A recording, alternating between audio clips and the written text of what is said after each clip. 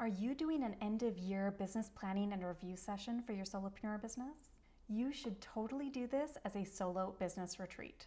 Business retreats are perfect for ensuring that nothing slips through the cracks while you're doing your annual review and planning session. Here are 5 solopreneur business retreat tips to help you best prepare for your experience.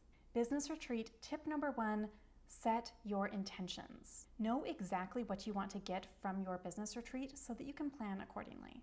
This also helps you determine the best questions to ask yourself when you are doing the reflection, review, and planning components of your business retreat. If you don't know what you want to get from your retreat, if you don't know the purpose of it, then it's going to be very haphazard, very chaotic, and it's not really going to be a helpful experience. So when you are deciding to do a business retreat, when you are starting to do your annual planning session, your end of year review, you'll want to really think about, what do I want to get from this? What are my goals? What are my intentions? What is my purpose for doing this? That is going to guide everything else. Business retreat tip number 2, create your schedule in advance. This is going to help you determine exactly what you are going to do at which parts of your business retreat. So for example, this can include things like assessing and analyzing the data, time for reflection and thinking, doing performance reviews of yourself, because yes, even as a solo entrepreneur, you absolutely should be doing performance reviews for all the different hats that you wear. This can include when you're going to be doing the goal setting and the strategic planning and figuring out where things fit into your timeline, all of those different components. So actually map out your schedule in advance so that you know exactly what you're supposed to be doing and in what order you're supposed to be doing it. You can even create a bit of an agenda for yourself and kind of time block it a little bit so that you know by this point in the day, I should have finished this section. That's going to help you stay on track and also to help you figure out, do I need to do a longer business retreat? Is that actually necessary?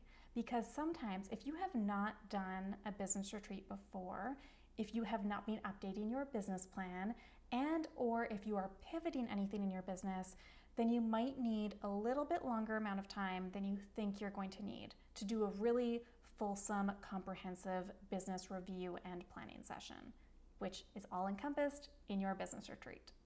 Business retreat tip number 3, collect all of your data in advance. Get your business plan ready to go in advance.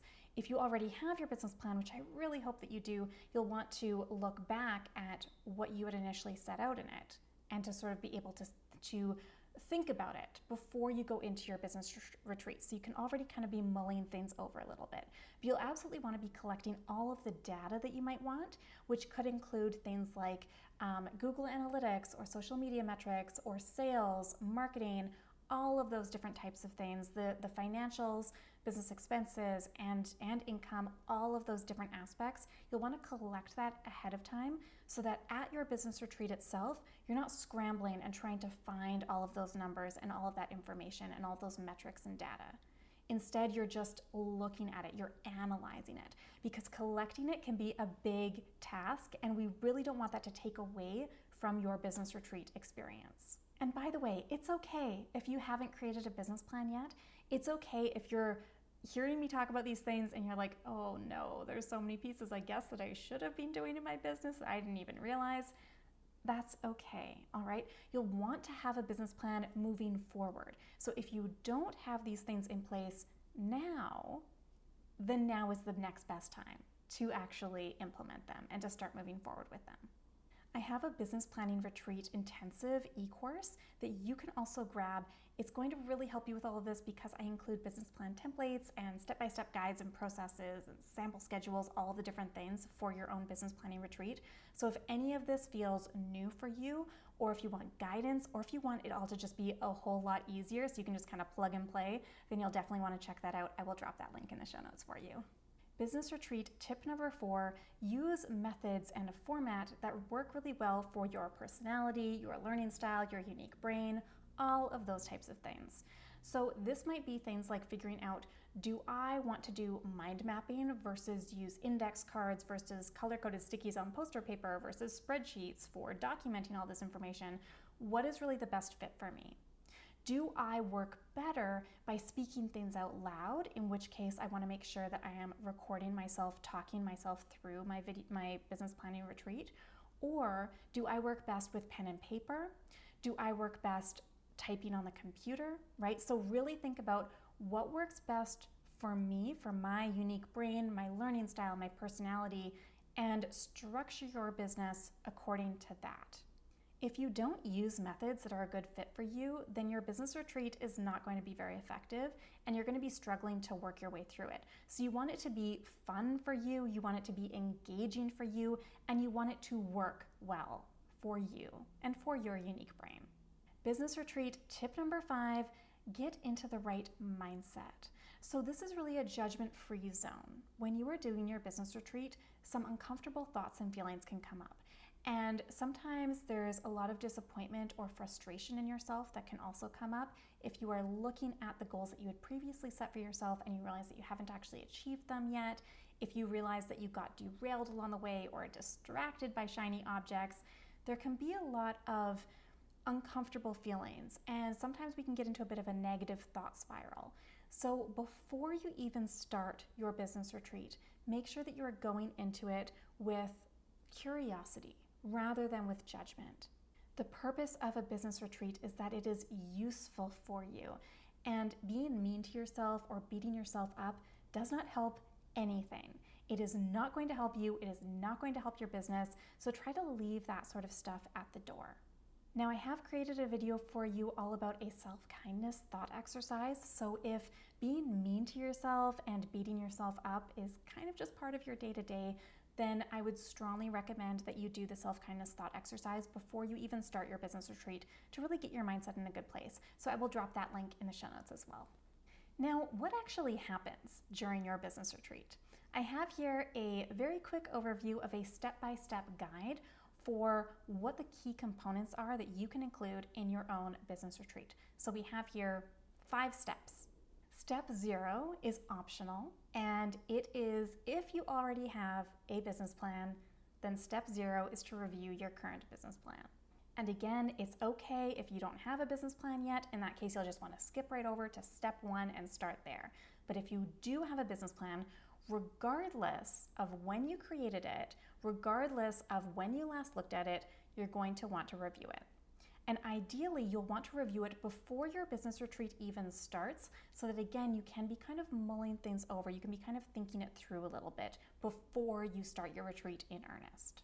The idea here is that you can skim over what was in your business plan so that you have an idea in the back of your mind before the retreat even starts.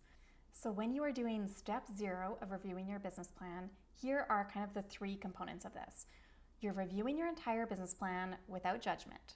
You are reviewing your previous business retreat, if you've done one before, without judgment. So here is where I always like to dig out my notes from the previous year's business retreat and see what I was thinking, what I was coming up with, my ideas, my thought processes, my goals at the time. So you want to be able to have those in the back of your mind before you start the new retreat.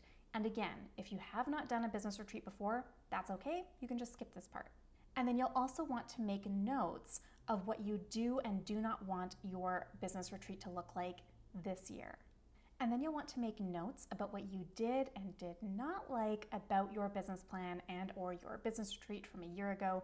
And that way you can have sort of a quick idea, right? A little overview, just a few notes jotted down about, okay, here's what's currently in here, or here's what I was thinking last year that I definitely do not want to include in the upcoming year, or, oh, I really want to circle back to that because I got derailed from it, or I started doing some of this and now I really want to go all in with it. So here you're just kind of starting with that kind of foundation of your business retreat by looking at last year's retreat and or your existing business plan. So that was step 0. Again, step 0 is optional. Then we move into step 1. Step 1 is personal and professional reflection. So here you might do some kind of a grounding practice. This would be a really good place to do the self-kindness thought exercise and really get your headspace in a good place so that you're approaching things with curiosity and not judgment.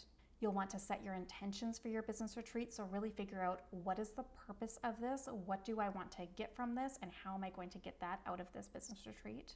And I would also recommend doing some kind of a free writing process or journaling, or giving yourself space to maybe get outside for a long walk and just kind of let your thoughts go.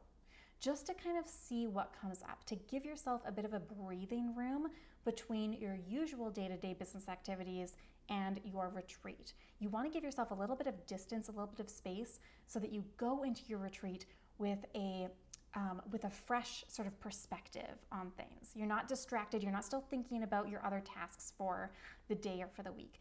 And that's also why I would recommend that you try to separate it out so that you don't have any other business tasks that you're supposed to be doing over the course of your business retreat. You don't want those types of distractions seeping into this. Step 2 is a comprehensive review.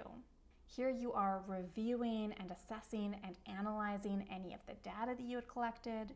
You are doing performance reviews from this past year, assessing your own performance, and I would especially break this down into all the different hats that you wear. So yourself as a CEO of your business, the client service, right, the customer support, all of that type of thing, the actual work that you are doing in your business, right, the work that you are doing for clients, your marketing efforts, all of those different aspects. You'll want to do different performance reviews for each of those. And here you'll also want to review any business planning or goals that you've set in the past. So even if you didn't have a business plan already built out before, you probably had some kind of goals in mind, some kind of vague plan or idea. So here you'll kind of want to review what that sort of looked like so that you can be best prepared moving forward. Step 3 is goal setting, and we do this after those previous steps because you'll already have that reflection done. You'll have already reviewed things. You'll be very intentional and strategic and mindful about setting your goals at this stage. You'll already know, here's what didn't work for me this past year. Here's what I don't want based on this past year. Now here's what I do want. Okay, now how are we going to set our goals around that and be very intentional with achieving those goals? You'll also want to do a timeline here for the action steps that are going to help you to actually accomplish those goals, because goal setting is great, but you also need to know what the plan is. How are you going to make sure that you are achieving those goals? Step 4 is action-oriented planning. This could include things like creating your revised business plan, so putting all of that together, identifying your ideal target audience, and getting very, very detailed about the specific tasks that you will take to achieve your goals. So in the previous step, you are mapping out, okay, this is my goal. These are the big milestones that need to happen in order to achieve that goal. And now at this step, you're looking at, okay, in order to achieve this milestone, it's kind of like a mini goal. What are the very specific tasks that I am going to do? When am I going to do them? How am I going to do them? Mapping all of that type of thing out. Step 5 is the wrap up. Here you are doing a review of your business retreat itself. So you are mapping out, okay, what worked well for me at this business retreat? What do I want to keep in mind for my next business retreat? What are some best practices that I've learned from this? And also, what happened in this business retreat that maybe surprised me? What new things did I uncover? What new things did I learn about myself or my business or my values or my goals? All of those kinds of things. So again, you can do a little bit of a free writing process here, or a journaling, or you can speak out loud and record it, or you can, visually map things out, anything that feels really good for you. But I would strongly recommend that you do this kind of like a debrief at the end of your business retreat to really wrap things up in a nice little package. This is also a good time for you to think about, what are some of the obstacles that might come up in the upcoming year? What are some of the mindset blocks that have derailed me in the past that I should maybe do some work on? Maybe I need to do some self-coaching. Maybe I need to hire a coach like Sagan to help me with this. You can also look at, how can I be preventative in the upcoming year? So if I know that certain things might be obstacles or mindset blocks or, external or internal obstacles, then how can I anticipate those in advance and do a little bit of preventative work so that I can be really prepared for them? if or when they do happen to arise. So that's a really good thing to kind of think about. Your mindset will probably be in a good space to do this because by the end of the retreat, you're already in that kind of mode where you are thinking big and you're starting to see maybe some of your internal gaps and that kind of thing. So you'll be well positioned to be able to anticipate some possible obstacles and barriers that might come up for you, and therefore you can put in some plans in place for dealing with those before they become big issues. So there you go. That is what your business retreat can look like. Now at this point, you might be thinking, okay, what exactly do I need to do to prepare for my business retreat? And these different components of the business retreat sound great, but what specific guided questions do I need to ask myself? What are the fundamental, the most important questions that I can really dig deep into for both reviewing the past year and for planning ahead to the new year? What are some examples of what my schedule could look like?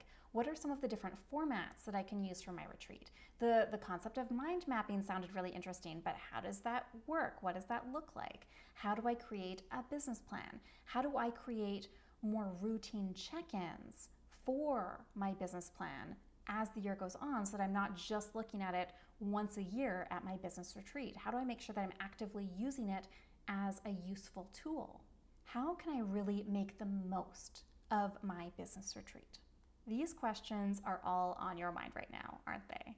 I've got you covered. Grab my free business planning retreat workshop at saganmorrow.com/retreat. It's going to help you with this. Link is in the show notes.